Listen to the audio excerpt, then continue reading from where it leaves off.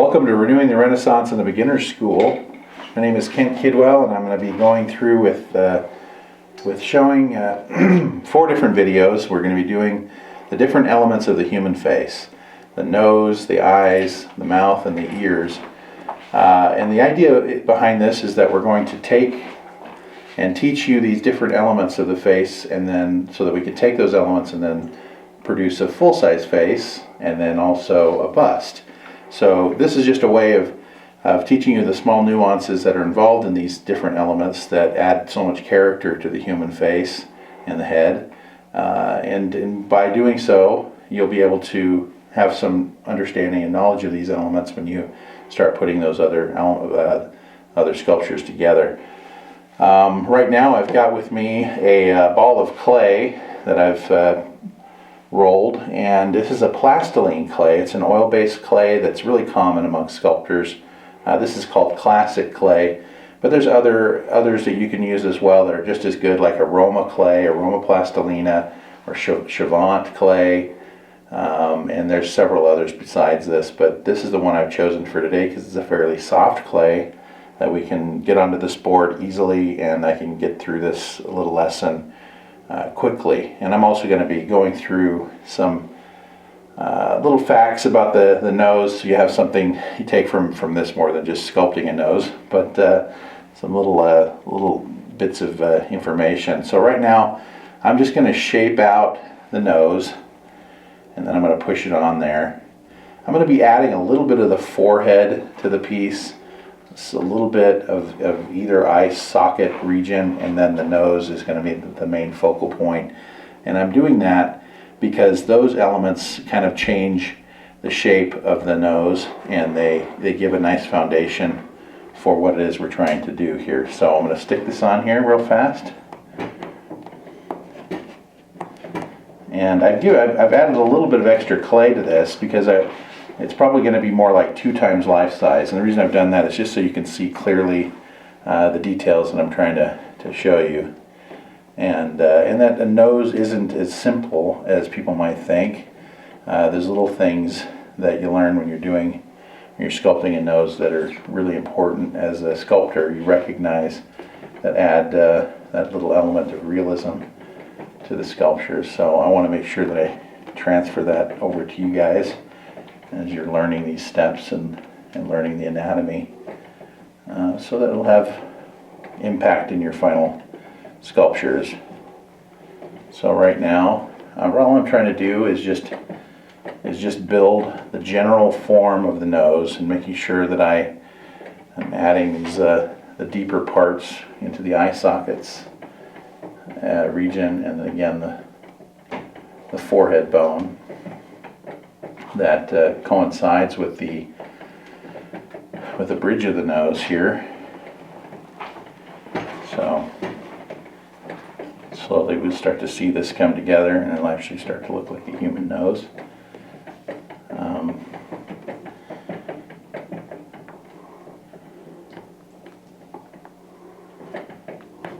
All right.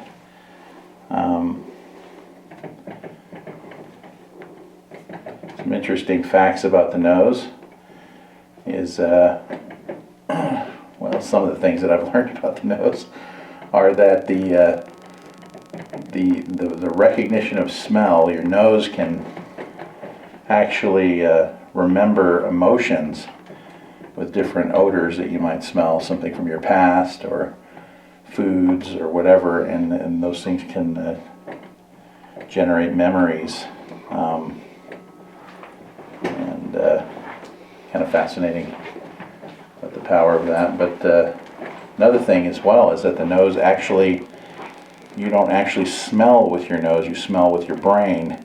The nose just changes the odors that you're smelling into electrical impulses, and then sends them to your brain so that you can understand what it is that you're smelling.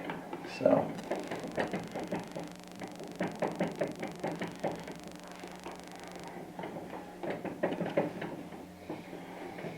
okay, so I'm going to try and clean this up a little bit, but you can kind of get the idea of where the eye socket is starting here. and the bridge of the nose, which is that sort of divot, or the area where it kind of goes inward and then comes back out to the bony structure on the top of your nose, and then slims out a lot of times here, and then goes to the tip of the nose where you have a lot of cartilage and flexibility with the front of your nose. And right now I'm not going to focus on the nostrils. I just want to make sure I show you the anatomy of this segment of the nose first, and then we'll work on the nostrils and finishing up the nose after that. So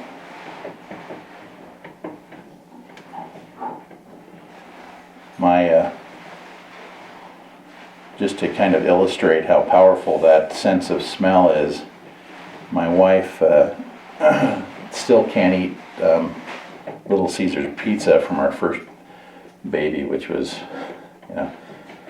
19 years ago. When she was pregnant, she ate Little Caesar's pizza, and of course she was going through morning sickness, and even to this day she can't smell it or anything without feeling sick. So it really is a powerful part of your body to be able to remind you so heavily of something so many years ago.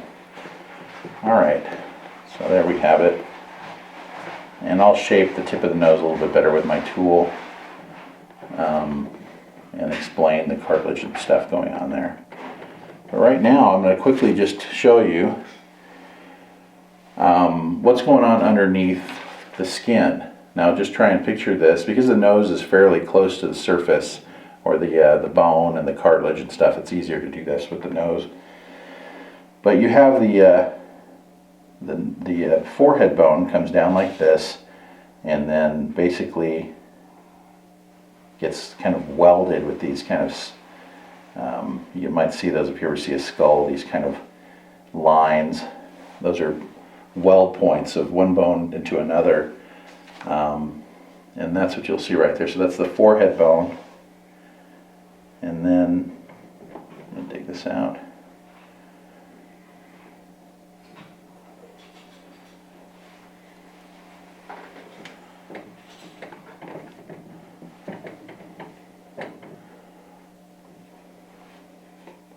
Okay. All right, and then you also have, from this point, you have two more bones. One here, split in the middle. So there's one here and then one here. And they basically come down about to there. And that makes up the bridge of your nose. All right. And then from there, from this point down, is all cartilage and in fatty tissue or dense fibrous connective tissue. So not to get too technical, but it's just really important to know what's going on underneath the nose so that you can structure it better when you're sculpting the nose. So you have two pieces of cartilage that come like this, and then you have two pieces of cartilage that come around, and they wrap to create the nostril, just like that. And then you have several other pieces of cartilage here on the side that come forward. Now this is kind of messy, but you get an idea of what I'm talking about. So anyway, the bridge of the nose, the two bones, and then from here you have the cheekbones that also coincide or collide with this section here. So a lot of things going on here in the bridge section of the nose. A lot of bones are coming together and meeting. That's why I guess it's such a sensitive area when people get punched. You're not just you're not punching somebody just on the side of the cheek here. You're actually affecting the forehead and the cheeks, because all these bones come together in those sections. So, all right. So I'm going to clean this up a little bit, and then we're just going to go ahead and start finishing the nose. All right.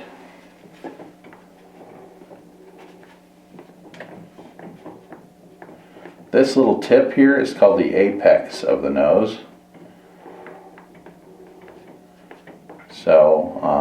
looks differently on everybody. Everybody's got a unique shape. Sometimes you might see it comes out and creates a little forward protuberance there. Or sometimes it's smooth or rounded. It just depends on the individual. But that shape right there is one I've chosen for no good reason. And then the sides of the nose, sometimes you see people with a slimmer frame here on the nose, so the lines are a little bit smoother and slimmer, or sometimes they're more bulbous here in the middle, around where the bridge is. So I'm going to just clean this up a little bit and go with that shape for the tip of the nose, and then I'm pretty comfortable with that shape of the nose on there. All right. Now to create the nostrils, or I guess the technical term of it's called the ala, whatever, or ala. I'm not sure exactly which way you're supposed to say that, but I'm going to go ahead and bring that down. Okay, I'm just going to take my tool here, and I'm going to take it and I'm going to press it upwards like this. Like that, on both sides. Trying to be as symmetrical as I can.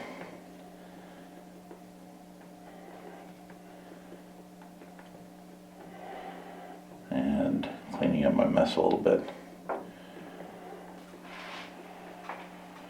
Now the interesting thing about the nose is that so much of a person's character is built into that part of the face.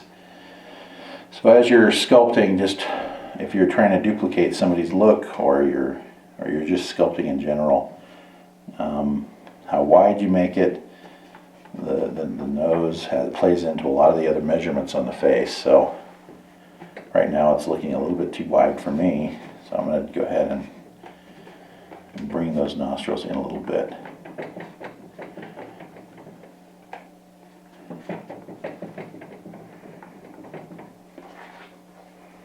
Okay, and then on the top of the nostril, a lot of times it'll come at an angle like that, and pull that material out of there. It kind of rounds off in the back towards the face. So we're going to go ahead and clean that up a little bit.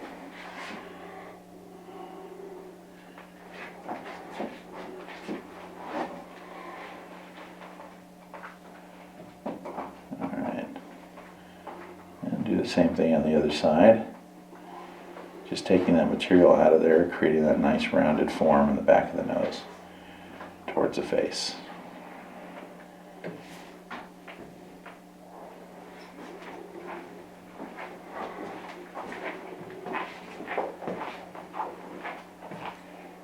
Now, a couple of other things when you're sculpting the nose is a lot of times the nostrils are at an angle, like this, like that, and then they come forward, down, and then around underneath. And a lot of times the nostrils aren't like a round hole, they're really more of kind of the shape of I guess a seed or something, where it comes a little bit slimmer towards the front of the nose, and then thicker towards the back of the nose, like a pumpkin seed, I guess, shape. And this area right here doesn't necessarily have to be that thick, so I'm going to shrink that down a little bit, cut it off. Sometimes if you really want to get super detailed, you'll see a slight divot running right up the center of the nose underneath. Not a divot, I guess, more of a trench. And then right here at the bottom of the nose, right in front of the front lip, or right over the top of the front lip is a thing called a philtrum, which is right there. That little divot that you notice right above the top of your front lip. So I'm not doing the lips right now, I'm just doing the nose, but you get an idea. So I'm just cleaning that up best I can now. lot of times you'll see some people have a real heavy cut underneath the nose where it comes in and creates a crease, just like that. And other times it rounds off and comes straight down where it doesn't have a heavy crease there. But there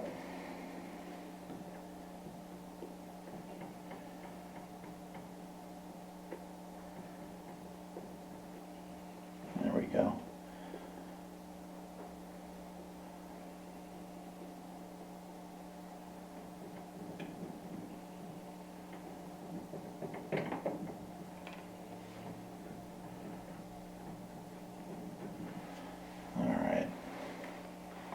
So just kind of tidying it up for you at this point, so it looks a little nicer. And then I'll hit with plastiline clay, just a little bit of turpentine or paint thinner, and a soft brush is all you need to get it nice and smooth.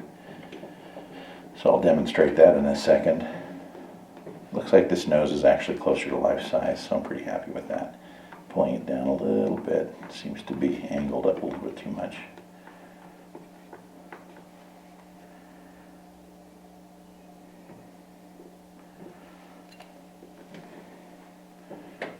Get rid of this extra clay here, so we're not focused on the lips and stuff, we're just mostly focused on the nose.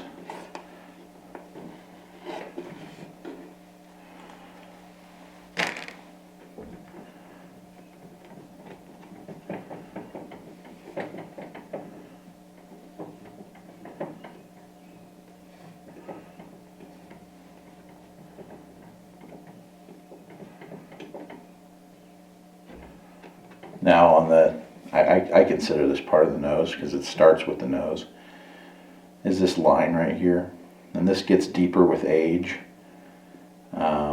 Young people tend to have less of a noticeable line coming off of the nose here, but as you get older, this becomes more pronounced.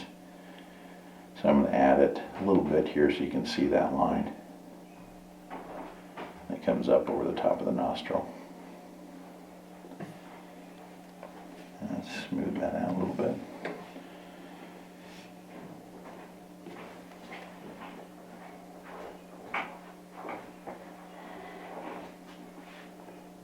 Okay. So I think we're pretty much at the end of this demonstration. What I'm going to do is just clean it off with some paint thinner, and then and that should do it. Just to quickly recap, we have the bridge of the nose, the bone underneath, two bones, the eye socket bone and the forehead bone coming together, the cartilage of the nose coming down to the tip of the nose and the apex being right there, the two nostrils, and I think that pretty much covers the bulk of it. But let me go ahead and clean this up with a little paint thinner, and we'll see how it looks afterwards. I have a nice soft brush here, a little bit too much paint thinner.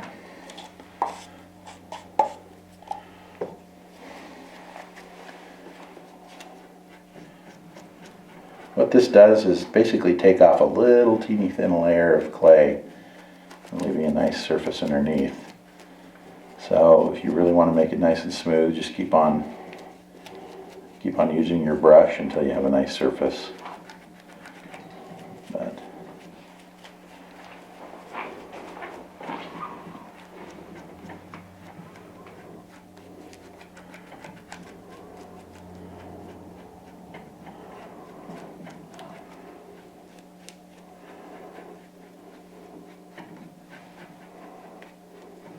okay, there we go. Hope that was instructive, and we appreciate you watching or going through this video with us and visiting us here at Renewing the Renaissance and the Beginner School. See you for the next lesson.